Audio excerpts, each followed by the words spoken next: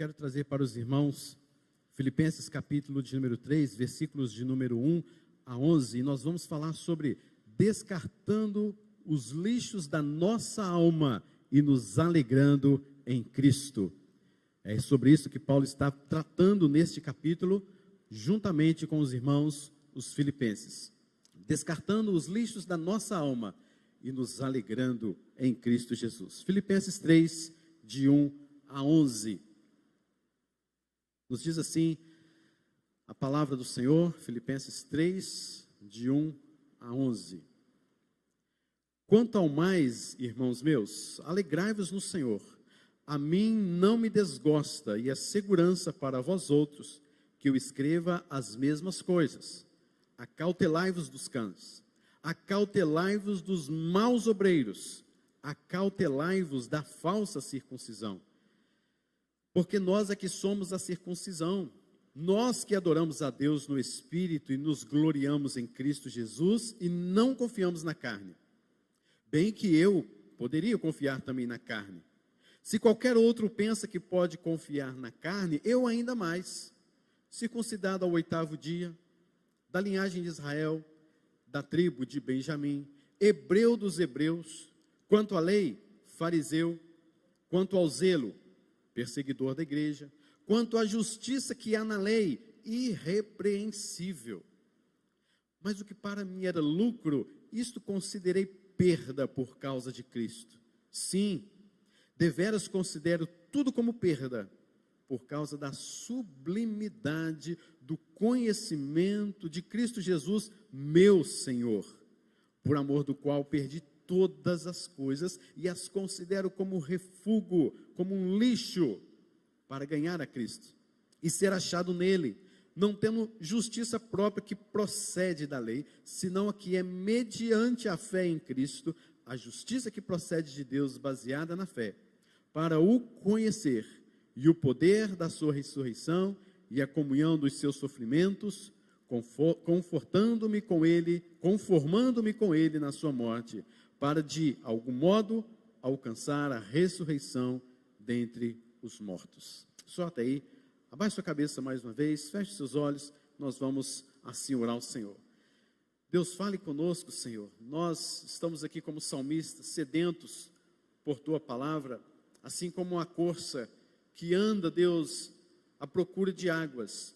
Assim também como essa corça, somos nós também, buscando nos alimentar, beber da fonte da água da vida que é Cristo Jesus na Sua palavra.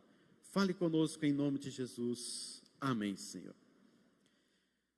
Meus irmãos, Epafrodito era um homem muito conhecido dentro da igreja dos Filipenses, porque ele se tornou um líder nato daquela igreja. E ciente de que Paulo estava preso e aquela igreja amava profundamente o apóstolo Paulo e estava passando por momentos de dúvidas, questionamentos, algumas coisas que precisavam ser consertadas e restauradas, e que inclusive estava sendo alvo de falsos profetas, de falsos mestres, Epafrodito arrumou sua bolsa, arrumou sua mala e foi-se embora para Roma, onde Paulo estava preso. E foi ser preso juntamente com Paulo. Lá, infelizmente, ele ficou doente, uma doença mortal, e não sabemos como, mas ele foi curado. Talvez Paulo orou por ele, Paulo tinha esse dom da cura, ou talvez por algum outro meio, Paulo não nos fala. Mas este homem foi curado para a alegria de Paulo, para a alegria da igreja, e ele então achou melhor, Paulo então achou melhor que Epafrodito voltasse inclusive para a cidade de Filipos. Mas enquanto Epafrodito chegou ali em Roma, e foi preso naquela casa, naquele domicílio juntamente com Paulo, ele trouxe algumas informações para o apóstolo Paulo. Dentre tantas, a informação que ele traz é que havia alguns judaizantes trazendo falsos ensinamentos àquela igreja. Estava dentro daquela igreja disseminando ensinos falsos. Lembrando que esta carta foi escrita por volta do ano 53 a 58.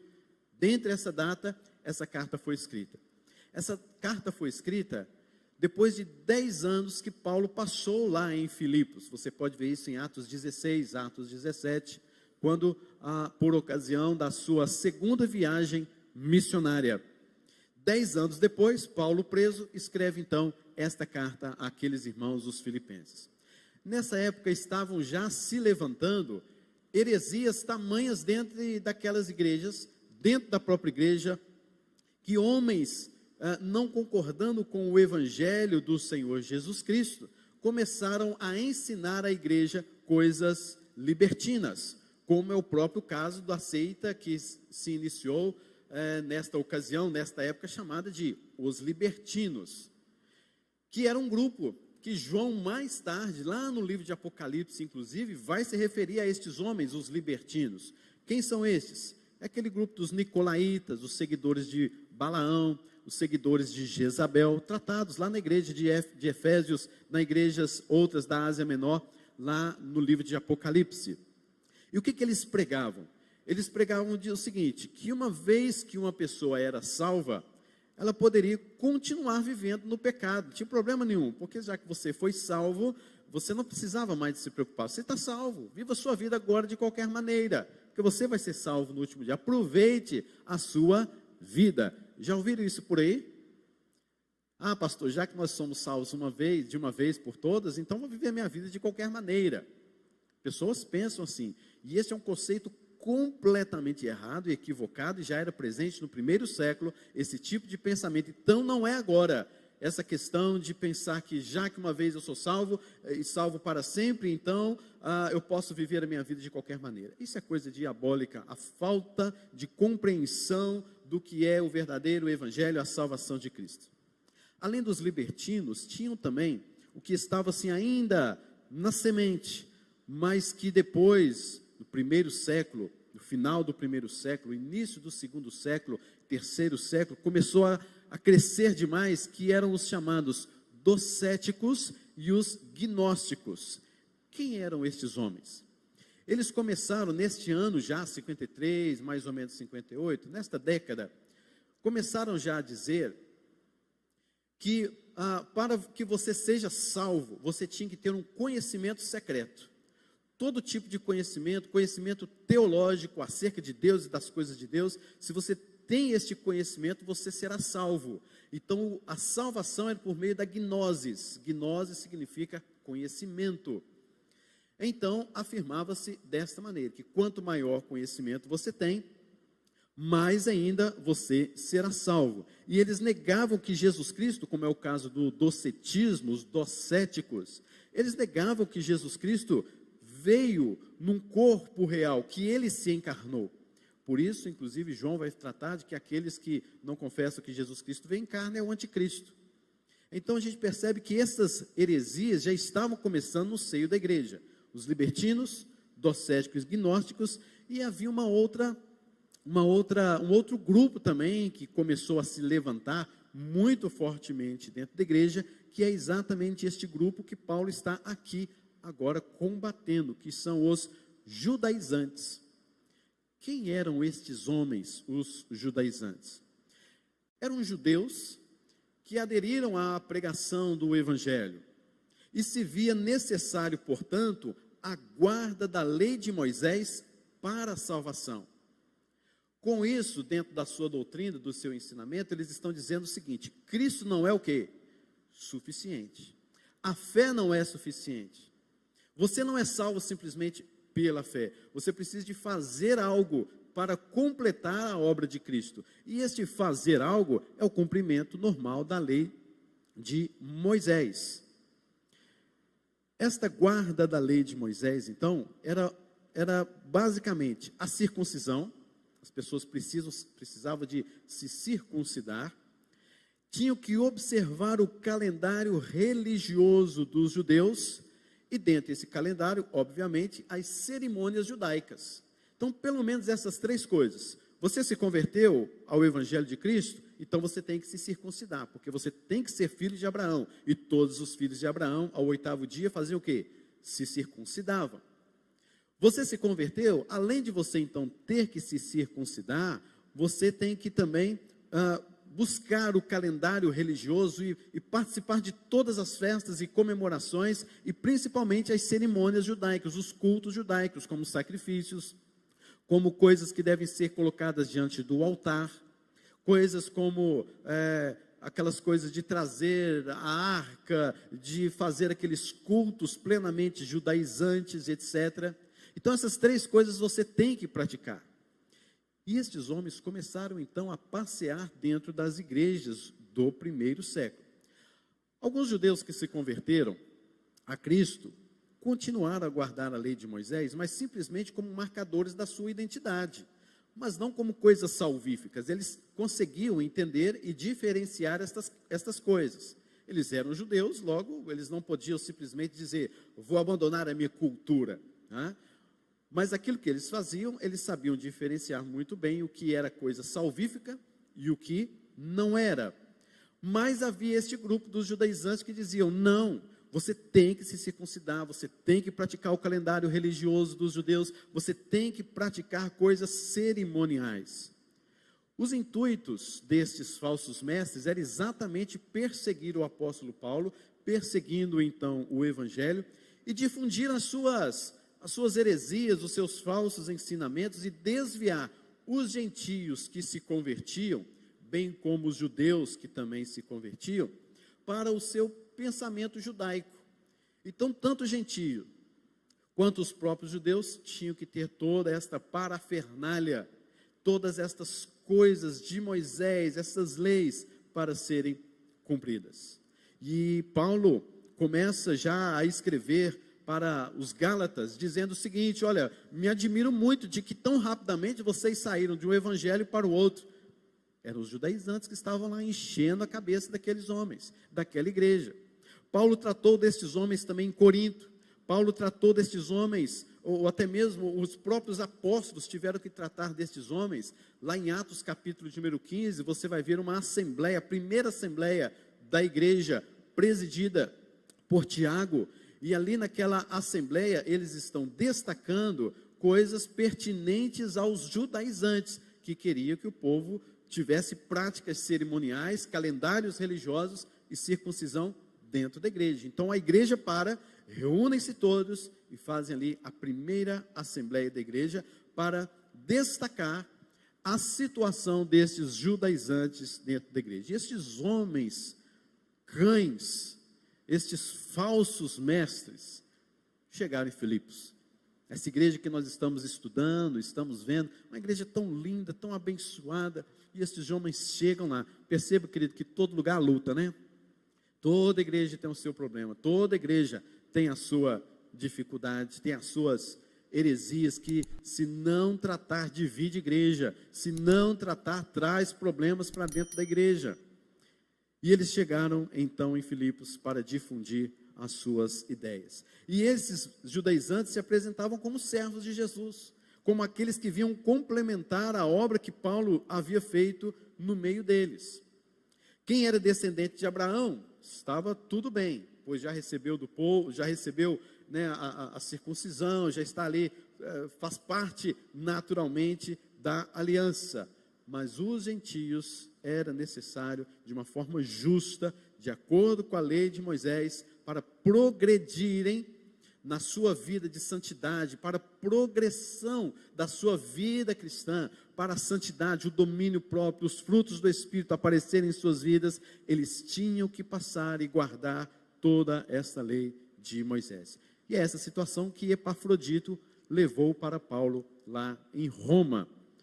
E é isso que Paulo está abordando então neste capítulo de número 3, sobre esses ensinos dos falsos mestres, de que deveriam guardar a lei de Moisés para que os gentios se aperfeiçoassem. Observando, queridos, o versículo de número 1, Paulo está dizendo uma coisa que parece assim, parece que Paulo pegou um texto, um versículo, colocou lá, depois mudou completamente de assunto. Será? Capítulo 3, versículo 1 diz, quanto ao mais, irmãos meus, alegrai-vos no Senhor, a mim não me desgoste a segurança para vós outros, que eu escreva as mesmas coisas. Paulo desejava que aquele povo se alegrasse no Senhor. E esta alegria, Paulo agora vai tratar aí no finalzinho do texto que nós lemos, mas ele está mostrando que aquele povo precisava de segurança. Esta segurança, eles estando seguros, eles iriam se alegrar no Senhor. Porque esses falsos mestres estavam trazendo o quê? Insegurança. E esta insegurança no coração dos filipenses lhes trazia tristeza. Queridos, tamanha é a nossa responsabilidade, o desejo de aprendermos cada vez mais a palavra de Deus. Nós não podemos deixar de vir à escola bíblica dominical, não podemos deixar de vir no culto à noite, não podemos deixar de ler a palavra de Deus e de aprender a palavra de Deus como de fato ela é. Nós precisamos ter sede da palavra e não ficarmos como meninos de um vento, de um vento de doutrina aqui, outro vento de doutrina ali, abordando tudo, abocanhando todas as coisas, e a igreja perde a sua identidade, você perde a sua identidade, de repente você olha para a sua salvação, você está inseguro, porque você não sabe se crê nisso, ou se crê naquilo outro, se Deus faz, se Deus não faz, se a minha salvação é por obra, se não é, se eu tenho que fazer alguma coisa para ser salvo, se não, se eu perco a minha salvação, se não perco. Isso traz para você insegurança, e é por isso que o apóstolo Paulo está dizendo: alegre-se no Senhor, e isso vai trazer segurança para vocês. E para mim, não é problema repetir as mesmas coisas. Então vamos nos alegrar no Senhor. Mas como que é isso? Aí Paulo começa a mostrar o que possivelmente estaria trazendo insegurança para aqueles irmãos, os filipenses, e com isso trazendo, em consequência, terrível tristeza espiritual, não sabendo como caminhar na presença de Deus, nem progredir na fé. Por isso que ele então começa a dizer assim: acautelai-vos dos cães, dos maus obreiros, da falsa circuncisão. Paulo está usando no versículo de número 2 um tom de ira e de ironia para descrever o caráter e para descrever a doutrina destes homens maus. Cães aqui ele se refere aos maus obreiros. O cão, queridos, para o judeu era usado para os judeus para se referir aos gentios, porque eles eram inimigos, havia um problema cultural muito sério, e eles se referiam aos gentios como cães, animais impuros. Era um xingamento de um judeu mais ortodoxo que se tinha. Quando se referia a um gentio, ele se referia que eles eram cães. Paulo faz agora aqui o contrário. É um judeu, Paulo, falando para os judeus, que eram os judaizantes, dizendo para eles mesmos: vocês são esses cães. Estes homens são cães. Então tomem todo o cuidado que vocês possam tomar. Além de cães, são maus obreiros. Esses homens que se apresentavam como servos de Cristo, como bons obreiros, na verdade Paulo está dizendo, eles não são bons obreiros, eles são maus por causa das suas más obras, as más obras que eles estão fazendo dentro da igreja. E a doutrina deles, falsa circuncisão. A circuncisão desses judaizantes era simplesmente uma mutilação. Logo, queridos, era comparado a rituais pagãos, onde os adoradores de deuses, de outros deuses, deuses pagãos, também faziam a mesma coisa. O que naquela época os pagãos faziam para adorarem aos seus deuses? Se dilaceravam. Veja lá um dia que você tiver pesquisar na internet, como que pessoas dilaceram os seus corpos, caminham numa estrada e vão ali se dilacerando, vão se cortando todo para chamar a atenção de seus deuses. E Paulo está dizendo exatamente isto aqui agora, dizendo que a circuncisão neste momento com o evangelho de Cristo, ela era uma mutilação, tal qual a mutilação que os pagãos faziam para os seus deuses. E que Deus é esse que precisa que nós nos mutilemos para completar a sua salvação, que Ele mesmo já pagou na cruz suficientemente. Então Paulo está reprovando estes homens de uma forma muito profunda, chamando-os de cães. E Paulo pega isso aqui no contexto, na questão do linguajar original. Paulo está pegando pesado com esses irmãos, ou com esses irmãos não, com esses homens que não são irmãos. Paulo está pegando pesado com eles, Paulo está reprovando de uma maneira assim, fora de qualquer tipo de consideração, coisa tal. Ele reprova-os mesmo, para valer. Ainda mais esta palavra, quando ele usa cães. Ele está reprovando, ele está xingando estes homens mesmo. Arreda para lá, Satanás. Meus irmãos,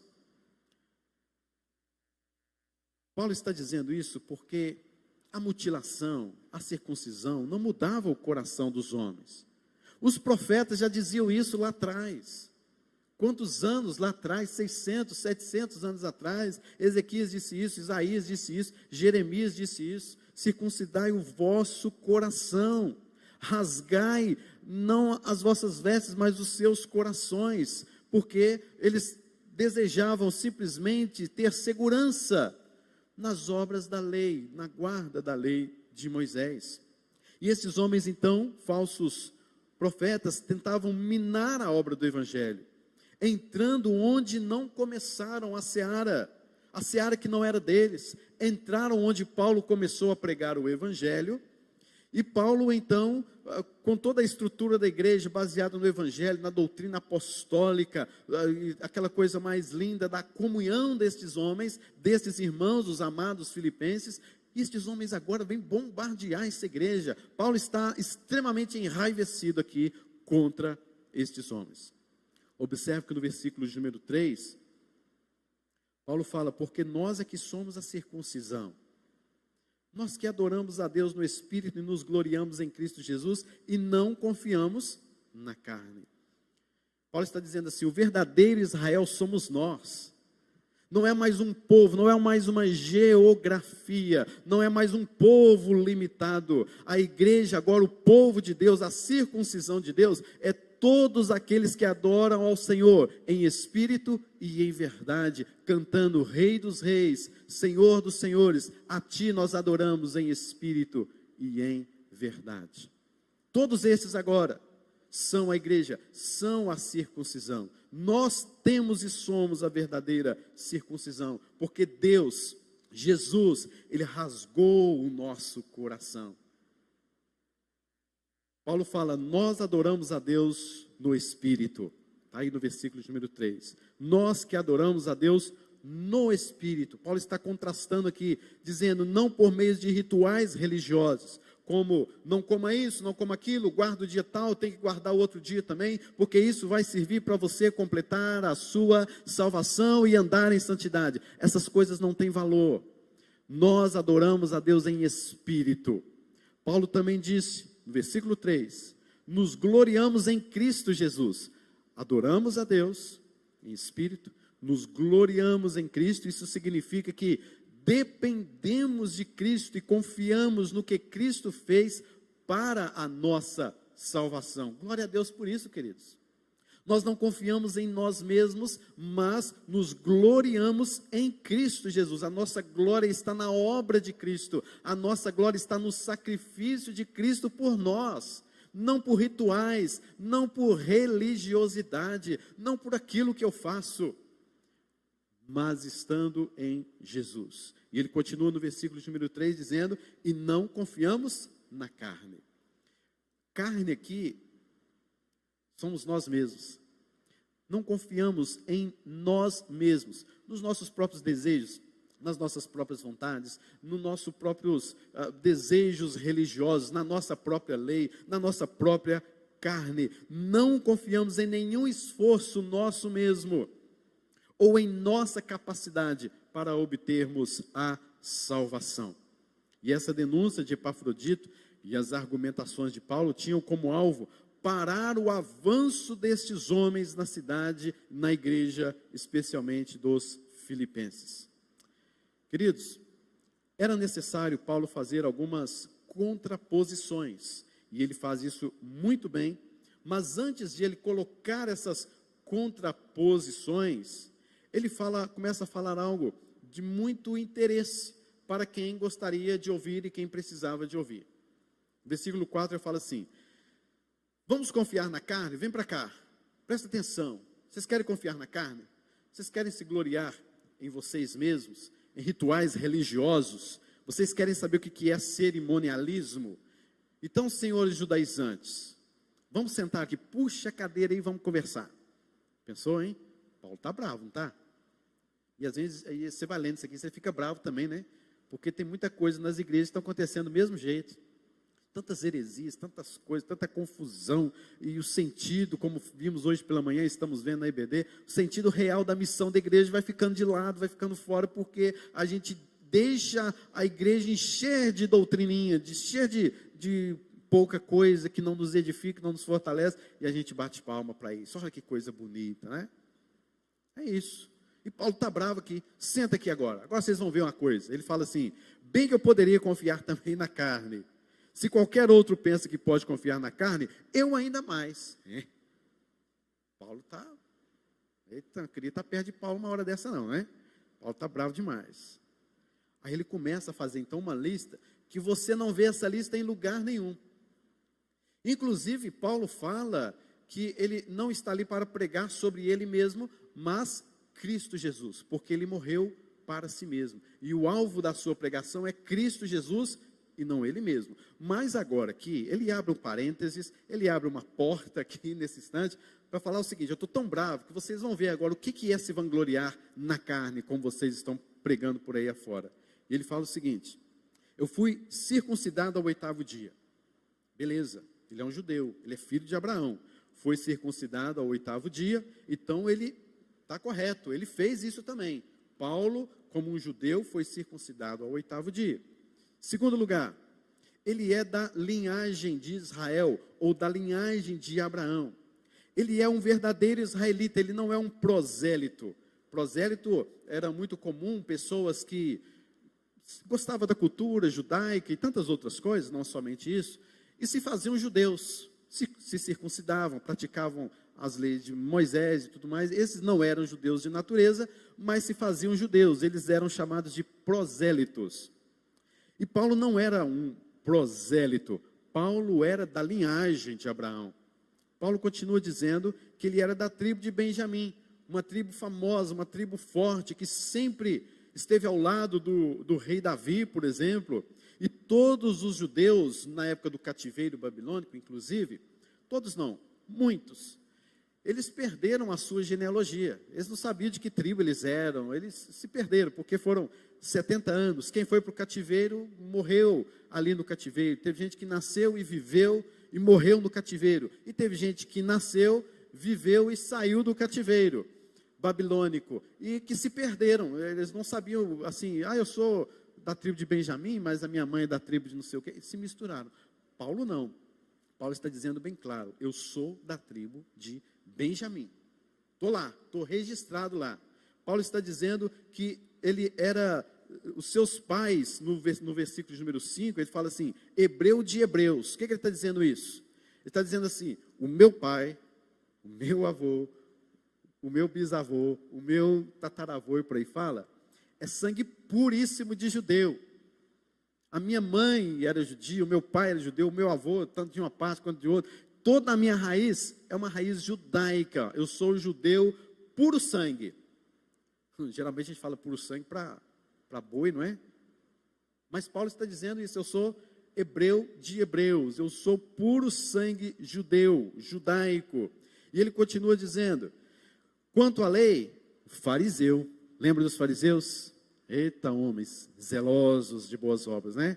Que oravam na praça: Senhor, obrigado, porque eu não sou como um desses homens. Senhor, eu cumpri toda a lei hoje. Senhor, eu guardei o sábado. Que coisa boa. Paulo fazia isso, queridos, tudo certinho, corretíssimo. Ele era um fariseu, assim, modelo de vida.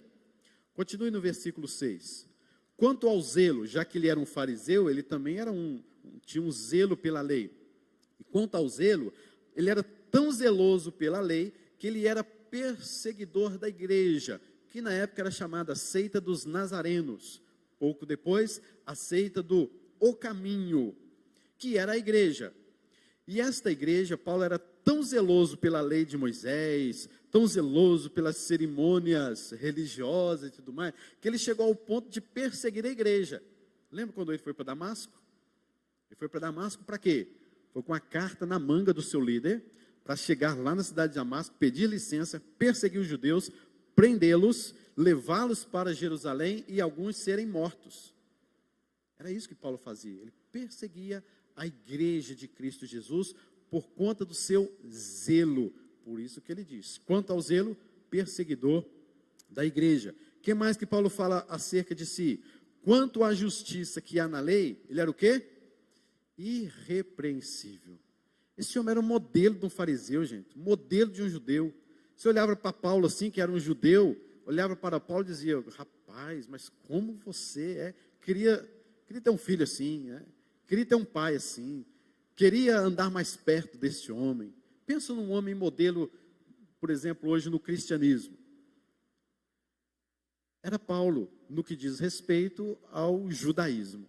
Um homem piedoso dentro das suas perspectivas da lei de Moisés. Mas não era ainda um homem convertido. Ele era irrepreensível. Ninguém poderia acusar Paulo quanto ao cumprimento da lei. Se a justificação fosse pelas obras da lei, queridos, ele seria o primeiro a ser justificado. Se poderia confiar na carne, ele muito mais. E se assim fosse, Paulo ensinaria isso também aos filipenses e às igrejas. Paulo, se ele quisesse ser este homem como os judaizantes estavam pregando, o próprio apóstolo Paulo já teria ensinado isso à igreja. Mas estes homens vêm dizendo, Paulo está errado, equivocado, vocês têm que buscar a lei de Moisés, têm que completar mais. E Paulo está dizendo, ei, se fosse para eu pregar isso, eu pregava. Se fosse para eu ensinar isso à igreja dos filipenses, eu sou muito mais autoridade que vocês, eu sou irrepreensível. Quer falar de vida? Quer falar de lei? Quer falar de zelo quanto à lei? Puxa a cadeira aí e vamos conversar, né?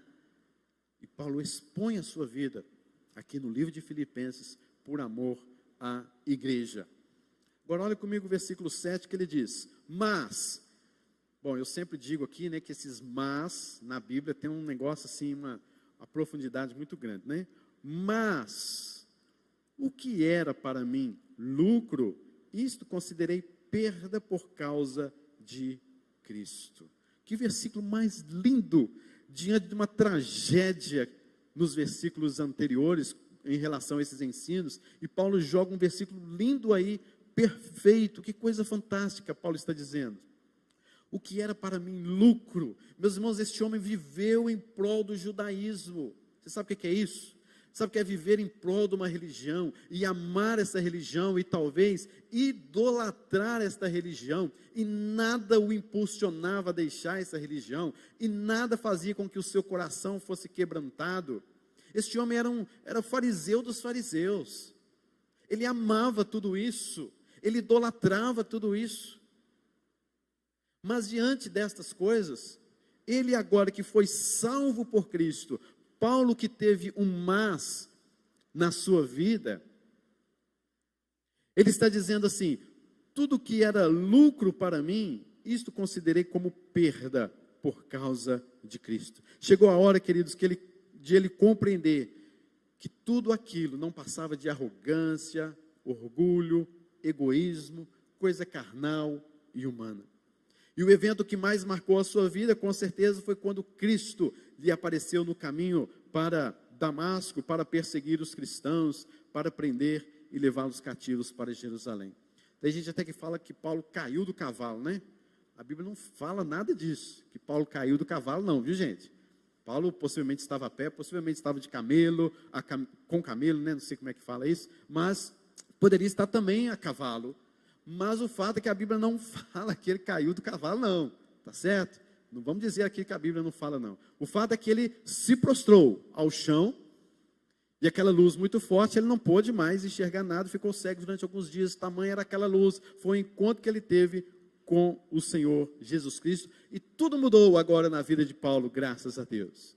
E nos versículos agora 7, 8 e 9, é onde Paulo agora estabelece um contraste muito grande, muito pesado, entre o conceito da salvação ensinado pelos judaizantes e a salvação pela fé em Cristo Jesus.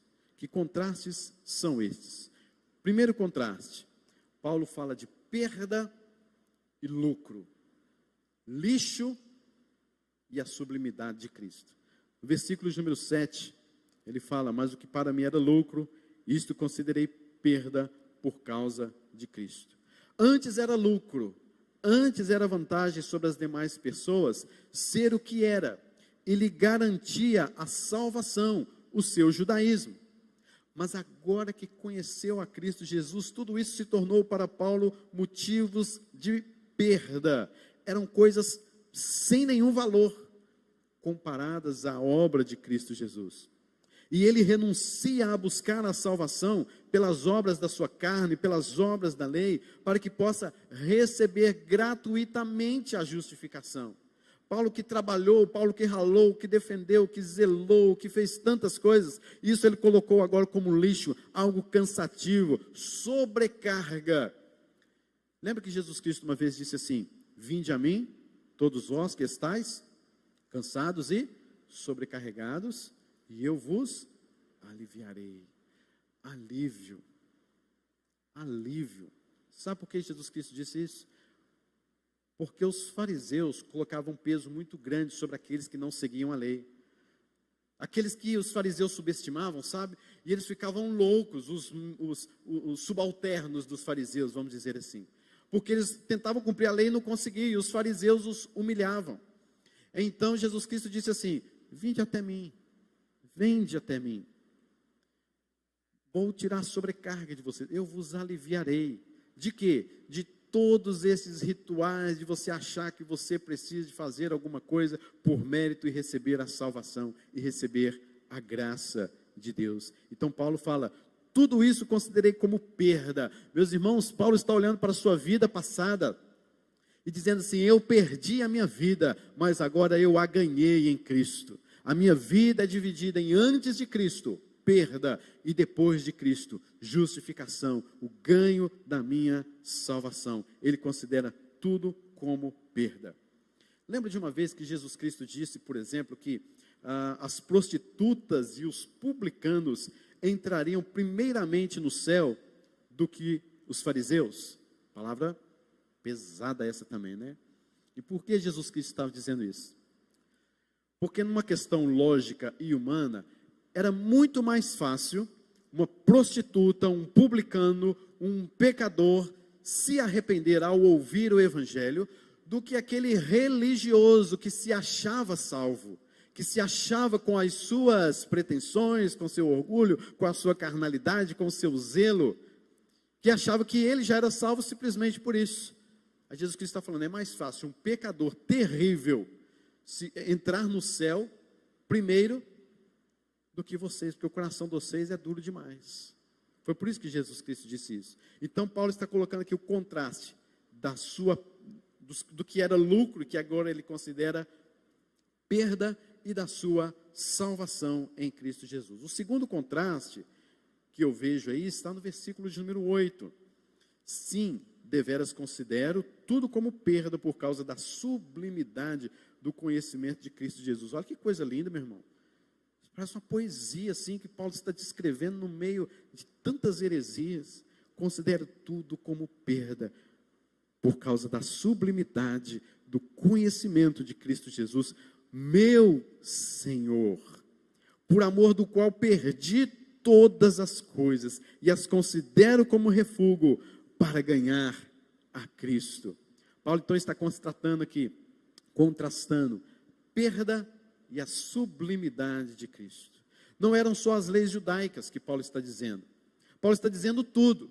Não somente aquilo que ele praticava, mas qualquer outra coisa que venha a implicar no mérito humano, por causa da sublimidade do conhecimento de Cristo como Senhor e Salvador, isso deve ser como perda para ele. O que Jesus Cristo fez na cruz, o seu perdão gratuito, a sua graça, a sua fé, é tão sublime que todos os esforços humanos são perdas diante da perfeição e a eficácia terminada e consumada na obra de Cristo Jesus na cruz do Calvário.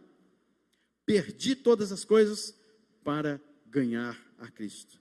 Se algum mérito e respeito ele tinha ganhado diante dos homens, fama, sucesso, ele não queria mais impressionar os outros com seu zelo da sua religiosidade. Até o seu sucesso e seu reconhecimento ele perdeu, e isso não trouxe pesar. É tanto que ele estava preso, maltratado, humilhado, esquecido, abandonado. E os fariseus lá em Jerusalém, tão distante, se orgulhando das suas obras carnais, e os judaizantes lá ensinando exatamente o contrário. E Paulo diz o texto aí no finalzinho do versículo de número 8, que ele considera tudo como refúgio para ganhar Cristo. A palavra refúgio, querido, significa lixo. E é ruim às vezes a gente falar sobre isso, mas a palavra no original significa excremento, esterco. Então Paulo considerou tudo como um lixo, um excremento. É isso mesmo que você está pensando. Porque era digno de ser jogado fora, de descartar. Esta é a palavra no original. Um excremento de tudo o que ele fez até agora e que não tinha valor. Terceiro contraste que Paulo fala está no versículo de número 9. E ser achado nele, não tendo justiça própria. O contraste aqui é exatamente a justiça própria e a justiça de Deus. Não tendo justiça própria que procede de lei. A lei judaica, senão que é mediante a fé em Cristo, a justiça que procede de Deus, baseada na fé. Ele faz um contraste, não a justiça própria, mas a justiça de Deus. Ele faz o contraste entre esses dois sistemas de salvação.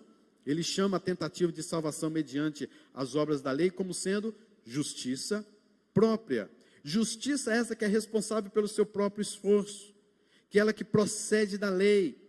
Quem vai declarar Paulo justo? Um judeu, um judaizante justo, seria a lei. Olha, Paulo, você cumpriu toda a lei, que coisa boa. Parabéns, Paulo, você conseguiu. Os méritos são seus, você é justo. Só que esses fariseus e esses judeus eram tão cegos, que lá no seu interior, meus irmãos, eles pecavam. Eles faziam coisas do arco da véia. Eles faziam coisas extremamente desagradáveis ao Senhor, mas o que eles faziam eram diante das pessoas. Deu para você entender? Lá no quarto, sozinho, lá com a sua família, lá no seu... Eles não faziam nada disso não, entendeu? Eles não eram tão zelosos assim, coisa nenhuma não. Era na frente das pessoas, era na frente da lei. Eram hipócritas, eram mascarados. E então... eles diziam que diante de tudo isso, as próprias pessoas reconheciam, olha como Paulo é um zeloso pela lei. Que zeloso que nada. Então, estes homens buscavam justiça própria. E Paulo está dizendo que a verdadeira justiça é aquela mediante Cristo Jesus, não a que eu mereço. Em se falando de justiça, justificação, é mérito de Cristo. Mas, Cristo, no nosso dia a dia, muitas vezes, quantas vezes passa na sua cabeça, ó, isso aqui é mérito meu, eu consegui com meu próprio suor, formei no curso tal, mérito meu, eu que estudei, eu que fiz, eu que me esforcei para construir essa casa, para comprar esse carro, olha que tantos anos trabalhando por conta disso. Meus irmãos, cuidado, quem fez isso foi Deus na sua vida, é Deus que te deu tudo. É Deus que te deu o ar para respirar, é Deus que te deu o alimento para você ter força para fazer aquilo, é Deus que te deu aquele carro, aquela casa, aquela formatura, seja o que for, tudo vem de Deus e não é seu próprio. Aprendamos a glorificar a Deus em todas as coisas.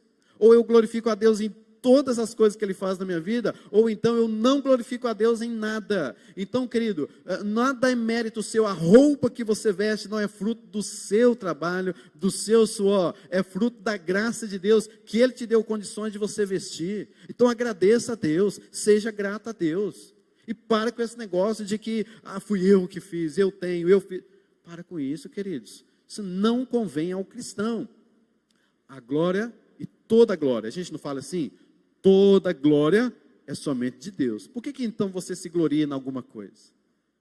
E quando diz respeito à salvação, não há no que nos gloriarmos de maneira nenhuma. A minha justificação é dada por Deus. É Ele que me declarou justo, não a lei. O que a lei fez contra mim é só me condenar. Só me condenar. Porque eu olho para a lei e falo assim, meu Deus, não faço nada disso aqui. Meu Deus, como é que eu vou fazer? E a minha salvação, eu vou tentar hoje fazer o número 1 do parágrafo 2º do artigo 3º da linha B e C. Vou tentar fazer essa parte da lei. Vai dar certo não, querido. Tenta não. Se você tentar o mínimo, você já está negando o sacrifício de Cristo, porque não tem jeito.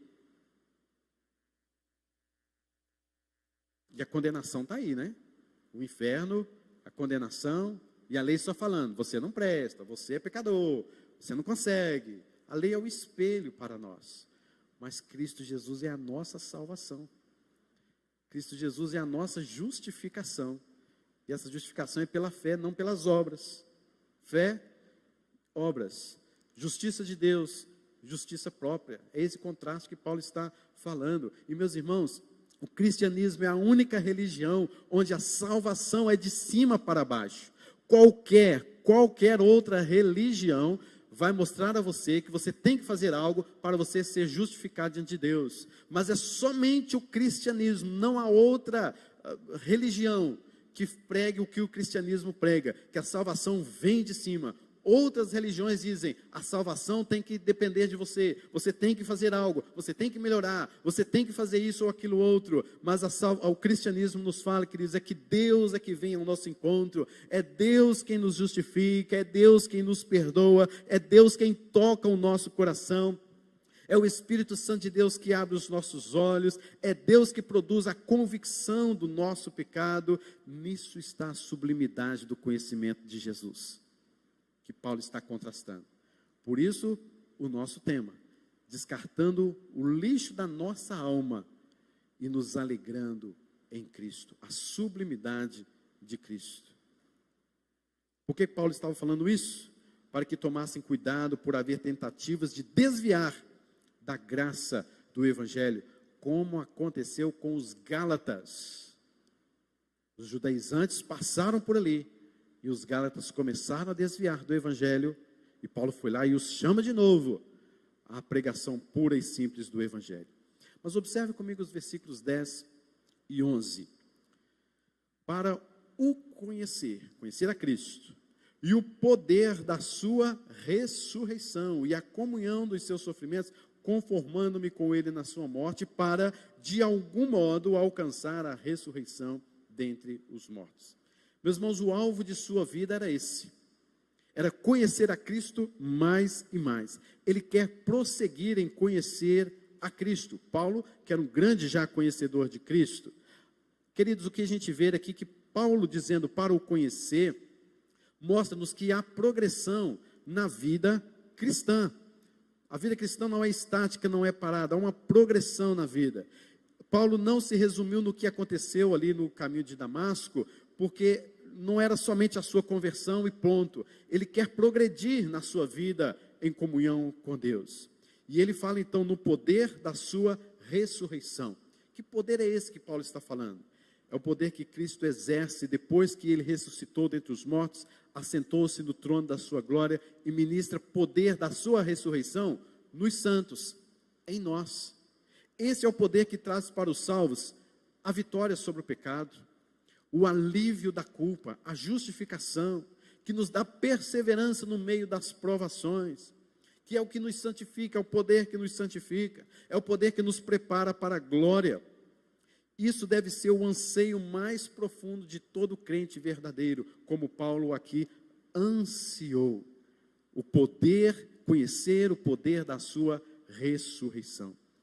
Queridos, porque não basta para nós simplesmente estarmos perdoados, nós queremos experimentar no nosso dia a dia o poder da ressurreição de Cristo, o crescimento espiritual, o poder, o alívio das nossas culpas diante de Deus.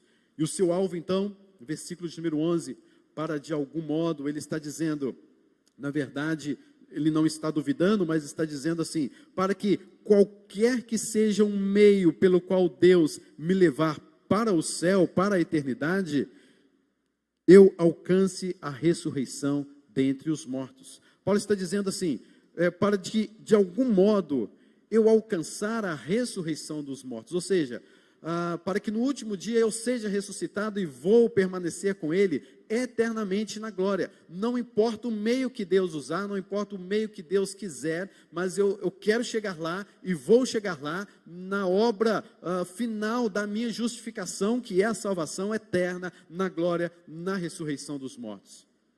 Ele não estava se importando se seria pela condenação que ele estava esperando. Ele não estava se importando se fosse por meio de uma terrível doença, se fosse um câncer, se fosse um acidente, se fosse um infarto, se fosse um coronavírus. Ele não está se importando com o meio, para que, de algum modo, não importa o modo, de algum modo, eu quero alcançar a ressurreição dos mortos. Eu quero estar lá na vida eterna. Querido, este é o verdadeiro progresso espiritual. Paulo então está nos mostrando tudo isso, voltando ao versículo de número 1. Paulo está dizendo assim: quanto ao mais, meus irmãos, alegrai-vos no Senhor, não nas obras da lei, não nas obras da carne, na sua justiça própria, mas no Senhor. Isso não me desgosta, eu posso repetir isso o tempo todo, e é segurança. Não traz segurança isso para a gente, meus irmãos? Esta mensagem traz segurança para você? E se você morrer hoje, se Deus te levar, sabe lá que horas, sabe lá como, que você vai alcançar a ressurreição dos mortos, não por causa, entende, de você, mas por causa de Cristo Jesus. Então hoje, alegre-se no Senhor, não importa o meio através do qual Deus vai te levar. Sei que pode ser doloroso, ou talvez não, pode ser doloroso para quem fica, com certeza, mas de alguma forma você alcançará a ressurreição dos mortos e viverá eternamente com Cristo nas alturas, eternamente. Queridos, nós precisamos sim combater falsos mestres e falsos ensinos.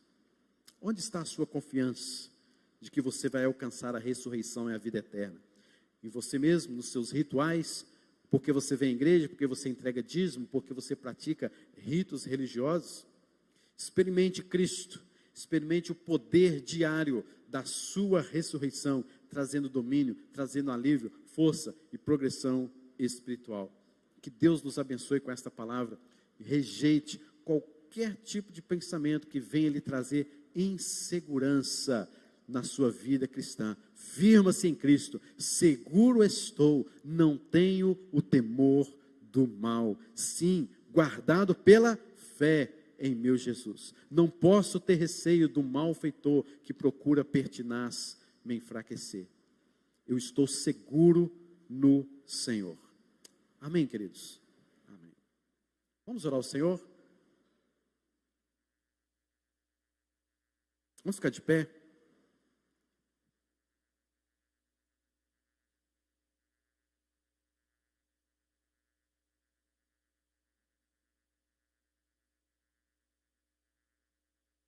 Nós vamos orar ao Senhor, impetrar assim a bênção, logo em seguida teremos o tríplice, amém, encerrando o nosso culto. Senhor, obrigado por esta noite preciosa que o Senhor nos concede, por Tua palavra que é viva e eficaz, é poderosa. Senhor Deus, que possamos ter sempre a segurança de que o Senhor está conosco, que possamos nos alegrar no Senhor, porque a alegria do Senhor é a nossa força. Que nada neste mundo venha nos trazer insegurança quanto à nossa salvação. Que saibamos, ó Deus, entender que somente no Senhor há justificação. Não é a nossa justiça própria, mas do Senhor. Não são as nossas leis, não são as nossas ideias, as nossas obras, mas é o Senhor. Por isso, ó Deus, leva-nos cada vez mais a entender e a compreender a obra que o Senhor tem realizado em nossas vidas. Para que sempre, a todo momento, possamos estar firmes e firmados na obra redentora de Cristo Jesus. E quando amanhecer, possamos, ó Deus, em primeiro lugar, lembrar da obra maravilhosa que o Senhor fez, da sublimidade da obra de Cristo em nossos corações. Abençoe o teu povo aqui reunido, abençoe a tua igreja, proteja a tua igreja, livra os teus servos, cuide, guarda, em nome de Jesus.